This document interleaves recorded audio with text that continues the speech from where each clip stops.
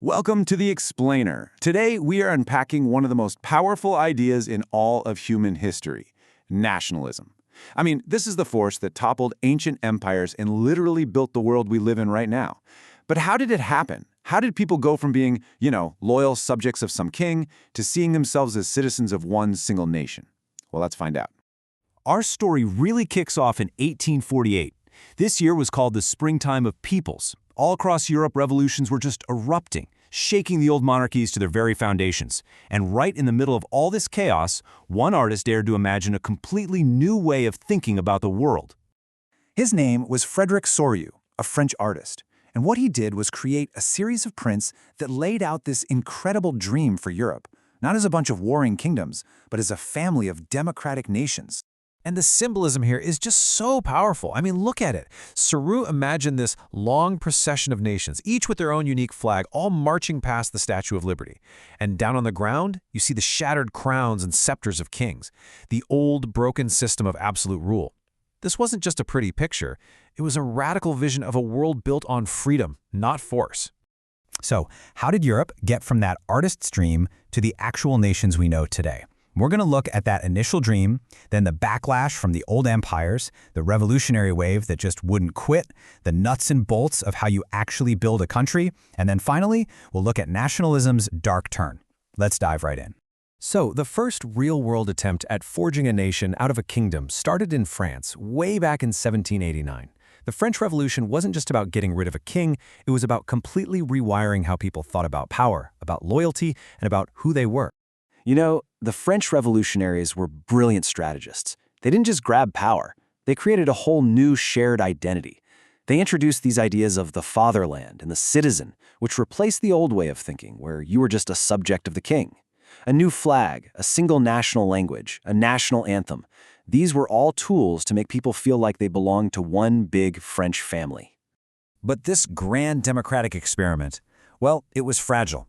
The chaos of the revolution created a massive power vacuum, and one man, with enough ambition to change Europe forever, stepped right into it.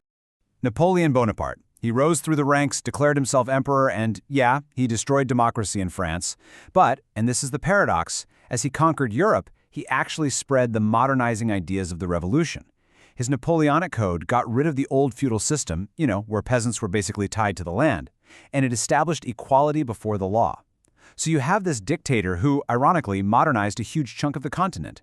And this right here captures that conflict perfectly.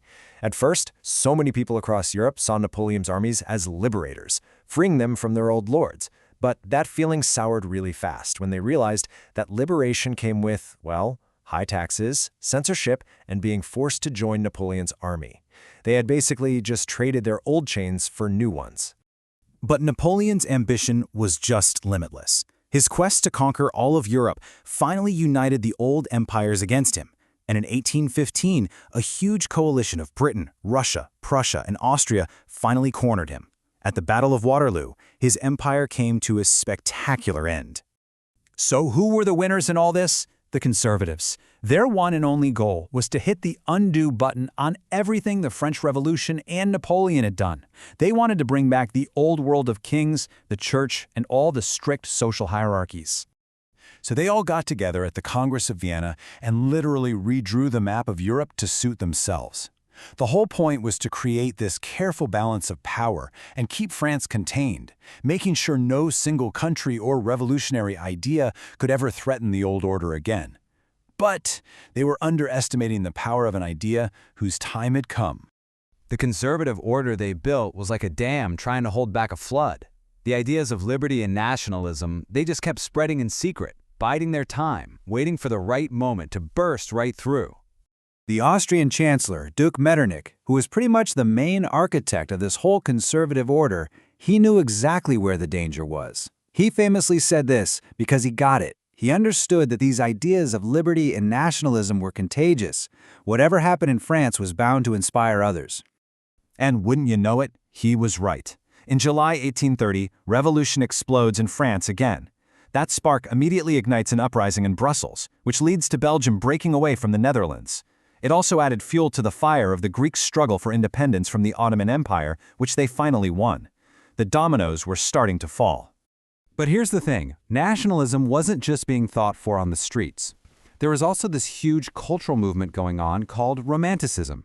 Romantic artists and writers argued that a nation wasn't just some political contract. It was a living spirit that you could find in folk songs, in fairy tales, in a shared language, in the culture of everyday people. Okay, so we've got the political ideas, and we've got the cultural feeling. But how do you actually build a country out of all that? Let's take a look at how Germany, Italy, and Britain were forged into the nations we see on the map today. In Germany, an early attempt at unification by liberals completely failed. So the conservative Prussian state stepped in to take over. Its chief minister, Otto von Bismarck, was an absolute master of political strategy. He famously said that the great questions of the day wouldn't be decided by speeches, but by blood and iron. And that's exactly what he did. He just used the powerful Prussian army to unite Germany through 3 short, decisive wars. Now, the Italian story was this brilliant mix of top-down diplomacy and bottom-up revolution. You had the clever minister Cavour in the north making deals with France to push out Austria. At the same time, in the south, you had the passionate revolutionary Giuseppe Garibaldi leading his volunteer red shirts to free the southern kingdoms. North and south then met in the middle, and boom, a united Italy was born. Britain is, well, it's a strange case, because its nationhood wasn't really born in a sudden revolution. It was a much longer, slower process. And honestly, it was less a unification of equals and more of a gradual takeover, with English power and culture being extended over the distinct peoples of Scotland, Wales, and Ireland. But think about it. How do you make people feel loyal to this new, abstract idea called a nation? Well, you give it a human face. Artists started creating these female figures, these allegories. In France, she was Marianne, a symbol of liberty. In Germany, she was Germania, a heroic warrior figure. These images turned a political idea into a kind of mother figure, someone to love and to defend. But by the end of the 19th century, something started to shift. That inspiring dream of national liberty, of freedom for all peoples, began to twist into something much more aggressive, much more dangerous. And this slide shows that critical shift. The idea of we as a people should be free and united slowly morphed into we as a nation are better than them and we should rule them. A love for your own nation twisted into this competitive, ruthless drive for power and empire. This is the fateful turn from nationalism to imperialism. And nowhere was this more explosive than in the Balkans. As the old Ottoman Empire started to crumble, new nations like Serbia, Greece, and Bulgaria popped up. They were all fiercely nationalistic and started competing with each other for territory. The big European powers saw this as a giant chessboard for their own ambitions, and they started meddling and making alliances.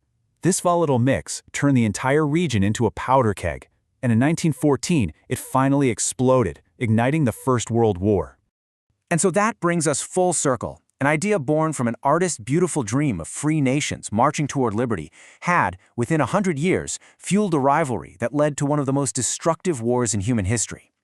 Nationalism gave millions a sense of belonging, a shared identity. But it also drew the battle lines for a conflict on a scale the world had never even imagined.